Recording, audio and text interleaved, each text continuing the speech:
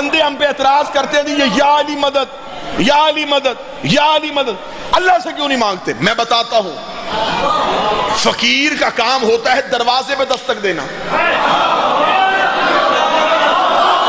اندر سے جو بھی آئے اس کے آگے ہاتھ پھیلا دینا۔ فقیر دروازے پہ بیٹھ کے یہ نہیں کہتا کہ فلاں آئے گا تو اس سے مانگوں گا، اس کا کام ہے دروازے پہ بیٹھ جانا، اندر سے جو بھی آئے اس کے آگے ہاتھ پھیلا دینا، جو بھی آئے اس کے آگے ہاتھ پھیلا دینا۔ ہم پہ فتوے نہ لگاؤ، ہم اللہ کے دروازے پہ مانگ نہیں گئے تھے، اس کے گھر سے سوائے علی کے کوئی آیا ہی نہیں۔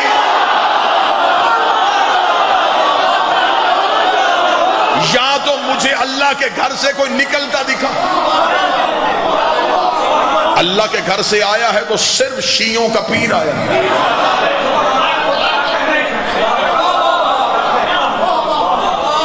ہم علی ولی اللہ لطف لینے کے لیے نہیں پڑھتے، توحید کو سمجھنے کے لیے پڑھتے ہیں۔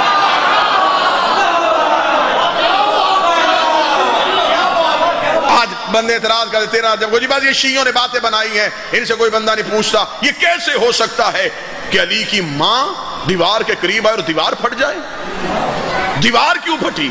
بی بی دروازے سے کیوں نہیں گئی؟ دروازے سے آ سکتی تھی۔ خانہ کعبہ کے تالے کی چابی بی بی کے گھر پڑی تھی، کلید بردار کعبہ یہ تھے، متولی کعبہ یہ تھے۔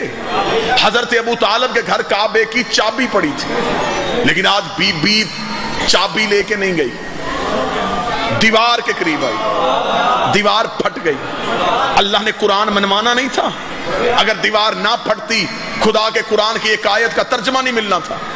خدا نے قرآن میں دعویٰ کر دیا تھا اگر اس قرآن کو پہاڑوں پہ نازل کرتا، مہربانی کرو، احسان کرو، پہاڑ اس کی ہیبت سے ریزہ ریزہ ہو جاتے۔ آج کوئی مولوی تم سے پوچھ لیتا کہ اللہ نے قرآن میں کہا ہے کہ اگر پہاڑوں پہ نازل کرتا پہاڑ ریزہ ریزہ ہو جاتے، تمہارے گھر کی آج تک الماری نہیں ٹوٹی، بتاؤ وہ کون سا قرآن ہے جو پہاڑوں کو ریزہ ریزہ کرتا ہے؟ تمہارے پاس کوئی جواب نہیں۔ ہم ہاتھ پکڑ کے کعبہ کو رکن یمانی دکھا کے بتائیں گے علی بچہ بن کے نہیں آیا تھا، قرآن بن کے آیا۔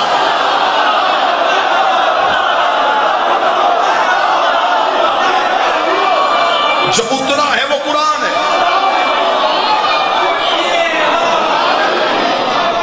جو ہمارے گھروں میں پڑا ہے یہ لفظوں والا قرآن ہے۔ میں جملہ بڑا خوبصورت جملہ دینے لگا، بڑا خوبصورت جملہ، بڑا خوبصورت جملہ۔ علی لفظوں میں ڈھلے تو قرآن بنتا ہے، قرآن جسم میں آئے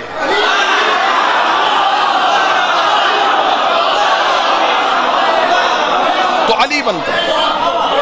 قرآن ممبر پہ لے کے اللہ کے قرآن میں ایک آیت ہے، خدا قرآن میں کہتا ہے کہ میرے قرآن کے اندر ایک کتاب مکنون ہے، فی کتاب مکنون، ایک چھپی ہوئی کتاب ہے، اور ہے قرآن کے اندر لا یمسہ الا المطہرون، اسے سوائے طاہرین کے کوئی چھو نہیں سکتا۔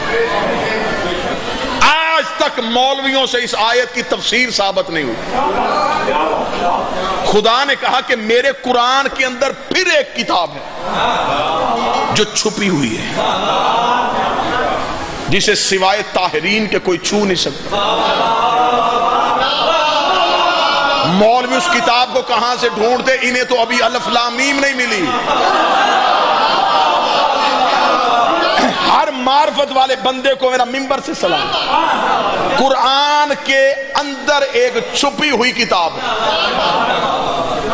دو صحابی مدینے میں مسجد میں بیٹھ کے اس آیت کی تفسیر ڈھونڈ رہے تھے، یا قریب سے سلمان گزرے، ان میں سے ایک نے کہا اس سے بلاؤ، یہ علی کا شاگرد ہے، اس سے پوچھتے ہیں کہ اس آیت کی تفسیر کیا ہے۔ ایک صحابی نے کہا سلمان، قرآن میں ہے کہ اس قرآن کے اندر ایک کتاب چھپی ہے، بتا سکتا ہے کہ وہ کون سی کتاب ہے؟ سلمان رکے اور چہرہ ان کی طرف کر کے کہا تفسیر بتاؤں یا دکھاؤں؟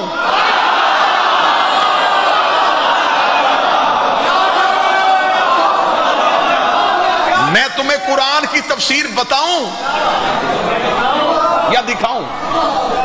ان میں سے ایک بولا، اس نے کہا دکھائے گا کیسے؟ فرمایا تمہیں سامنے نظر آئے گی۔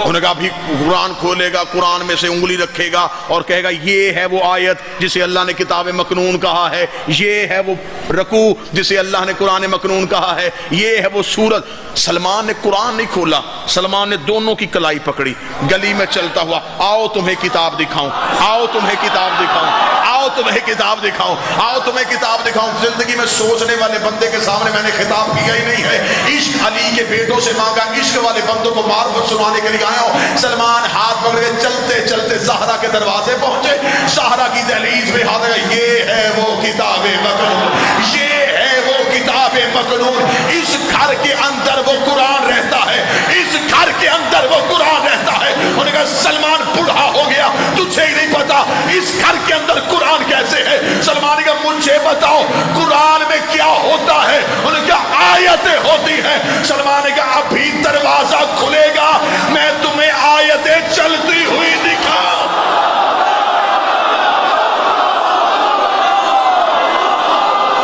سارے بولو ہاتھ اٹھا کے حیدری۔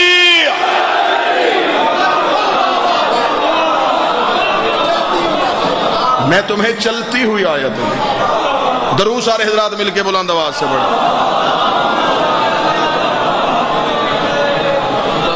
بسم اللہ یا عالم، عید مبارک سب خیر مبارک سے۔ واجب الاحترام، قابل سعادت احترام، عزت مآب، آپ کے میرے پسندیدہ ترین ذاکر، اصل جشن والے ذاکر،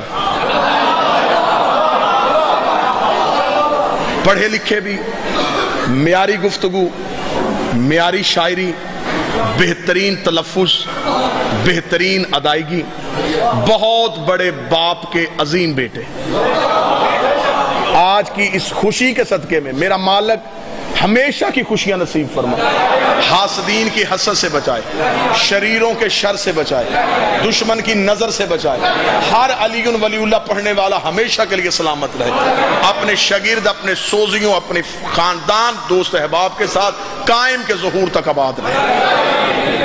سلمان نے کہا آؤ میں تمہیں چلتی ہوئی آیتیں دکھاؤں۔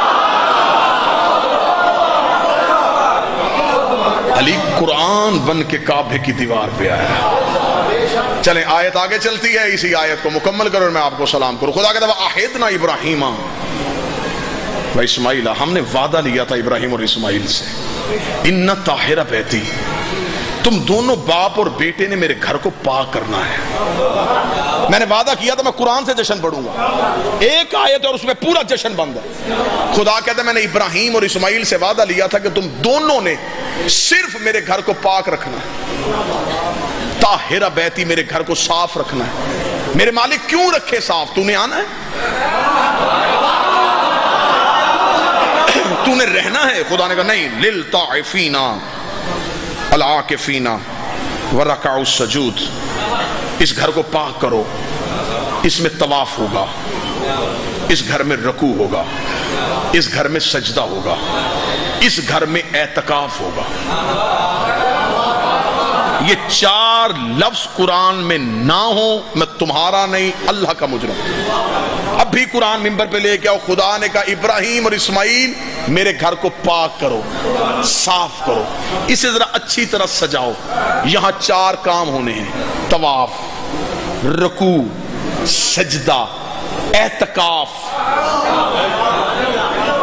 اب میرا شیعہ سنی مجمع مجھے بول کے بتائے، طواف کعبے کے اندر نہیں ہوتا، باہر ہوتا۔ خدا نے کہا گھر کو اندر سے پاک کرو، جب طواف اندر ہونا ہی نہیں تھا پاک کیوں کرنا؟ آگے چلتے میرے مالک کوئی اور کام، فرمایا رکوع ہونا ہے، میرے مالک رکوع بھی کعبے کے اندر نہیں ہونا، باہر ہونا، فرمایا اندر سے صاف کرو۔ تیسرا کام فرمایا سجدہ ہوگا، سجدہ بھی کعبے کے اندر نہیں ہوتا، کعبے کو ہوتا ہے۔ چوتھا کام خدا نے کہا میرے گھر میں اعتکاف ہونا ہے، اعتکاف کعبے کے باہر نہیں ہوتا، اندر ہوتا ہے۔ اس کا مطلب ابراہیم اور اسماعیل کو نبوت اسی بات پہ ملی تھی، تم نے اس گھر کو اتنا پاک کر دینا ہے کہ اس میں کسی نے 3 دن رہنے کے لیے آنا۔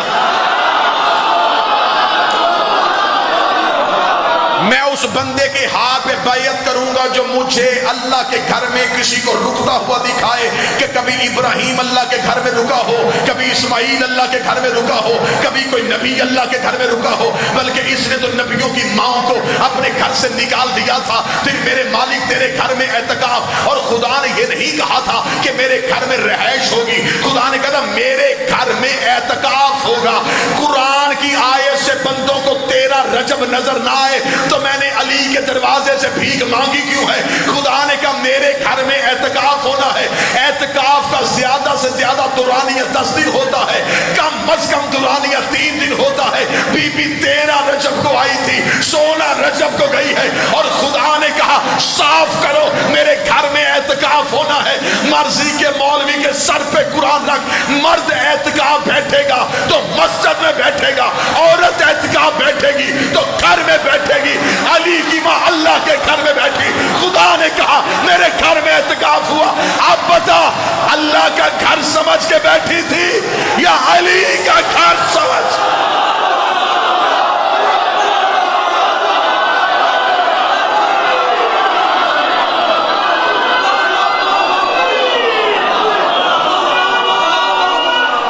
بسم اللہ۔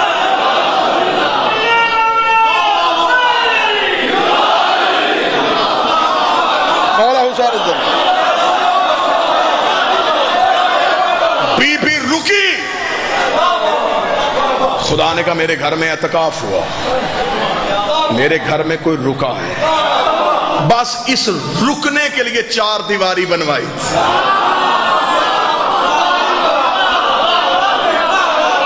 کعبہ بنا ہی علی کے آنے کے لیے تھا۔ نماز کدھر منہ کر کے پڑھتے ہو؟ کعبے کی طرف۔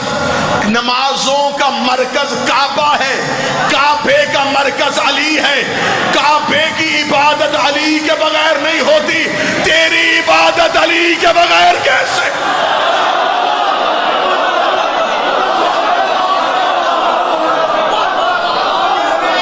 اہل سنت کتابوں سے یہ حدیث نبوی دکھانے کے لیے تیار ہو۔ جب رسول نے فتح مکہ پہ خانہ کعبہ پہنچے تو فرمایا بلال اذان دے۔ بلال خانہ کعبہ کی چھت میں چلے گئے۔ سنی کتابوں میں لکھا ہوا، ایک انگریزوں نے ایک فلم بنائی دی میسج، اس میں یہ پورا سین انہوں نے عکس بند کیا۔ اوپر چڑھ گیا بلال اور اب رش میں نبی کو ڈھونڈ رہا ہے۔ اندر کے حالات جانے والے نبی نے کہا بلال کیا ہوا؟ فرمایا یا رسول اللہ زمین پہ اذان دیتا تھا،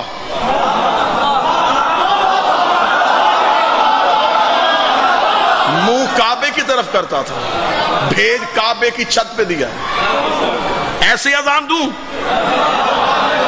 علم عباس گواہ ہے، نبی کا جو فرمان ہے وہ کتابوں میں آج بھی درج ہے۔ نبی نے اونچی آواز میں کہا مجمع میں ڈھونڈ علی کہاں ہے؟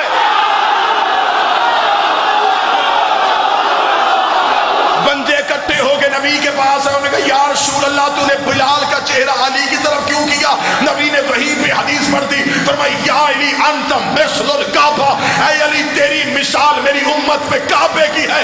کتنا بدبخت ہے وہ نمازی جس کی نماز میں کعبہ ہی نہیں ہے۔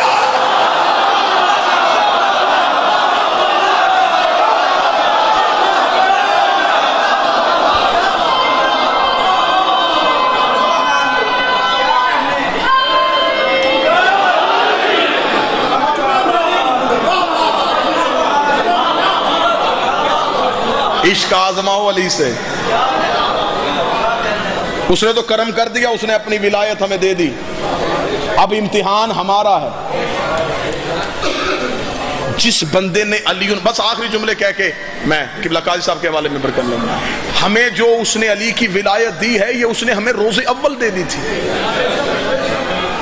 اور مہربانی کرو دنیا میں لوگوں کی منتیں نہ کیا کرو علی اللہ پڑھنے کے لیے، جنہوں نے پڑھنا تھا وہ اللہ نے چن لیے۔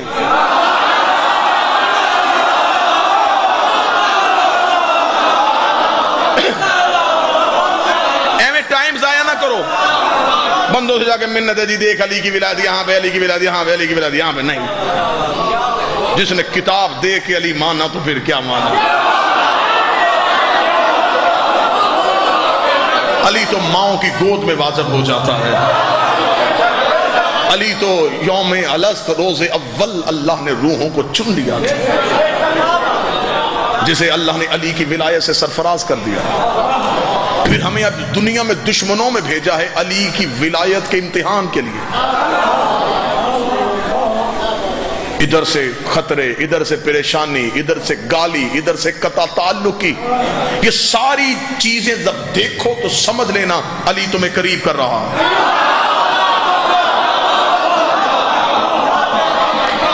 ولایت آ گئی. ہم دن میں 5 دفعہ اللہ کی بارگاہ میں جا کے صرف اس سے ایک ہی دعا کر دے، اہدنا الصراط المستقیم. ہمیں علی کی ولایت پہ قائم رکھ.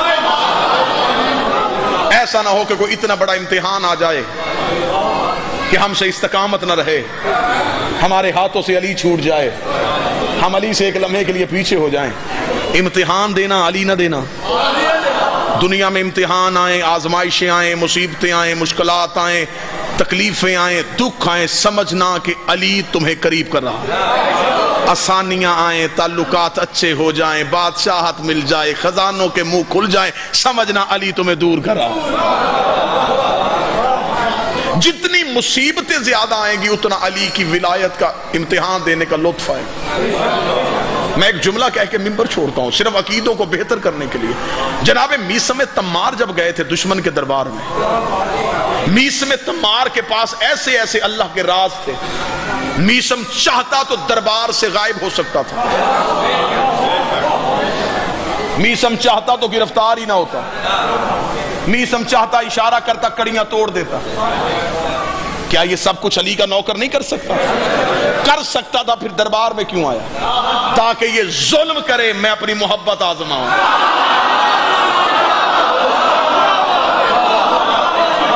کہ میں علی کے ساتھ کتنا مخلص ہوں. جان بوجھ کے علی کے نوکر دشمن کو، طوفان کو للکارتے تھے کہ ادھر سے طوفان آئے اور میں اپنی جرت آزماؤں. تنہا کھڑا ہے دشمن کے دربار میں.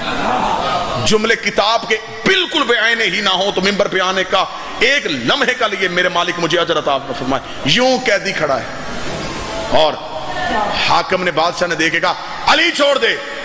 میثم نے یوں اس کی طرف دیکھا، بکواس بند کر.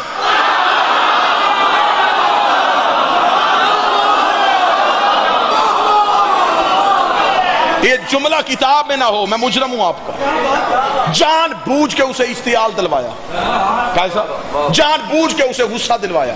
یہ غصے میں آئے، یہ میری سزا سخت کرے. مجھے علی کی محبت میں لٹنے میں مزہ آئے. کہا بکواس بند کر. اسے اپنی توہین محسوس ہوئی کہ دربار میرا، سپاہی لشکر میرے دربار میں کھڑا ہو کہہ رہا ہے مجھے بکواس بند کرو. کہا شکنجا چڑھاؤ اسے. میثم کے پورے بدن میں شکنجا آ گیا. میثم کے قریب آیا، چھڑی میثم کے منہ پہ ماری. کہتا تیرا بدن کٹوانے لگا ہوں. میثم نے کہا جلدی کر.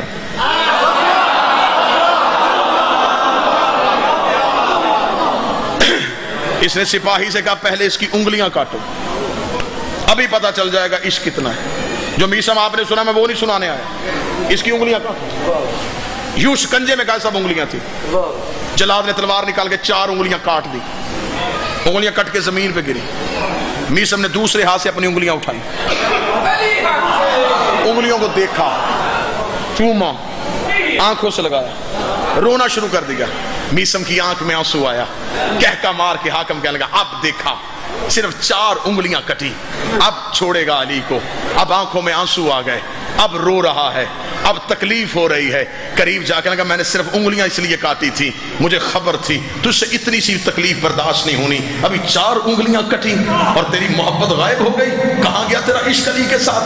اب بتا علی کو چھوڑے گا کہ نہیں چھوڑوں گا؟ بیچ میں کہا تو کیا سمجھ رہا ہے میں انگلیوں کے کٹنے کی وجہ سے رو رہا ہوں؟ اس کا پھر کس لیے رو رہا ہے؟ اس کا میں تو انگلیوں کو اس لیے چوم چوم کے رو رہا ہوں کہ اتنے عرصے سے میرے ساتھ رہتی تھی، مجھے اتنا بھی نہیں پتا تھا یہ تو عشق میں مجھ سے بھی آگے چلی گئی.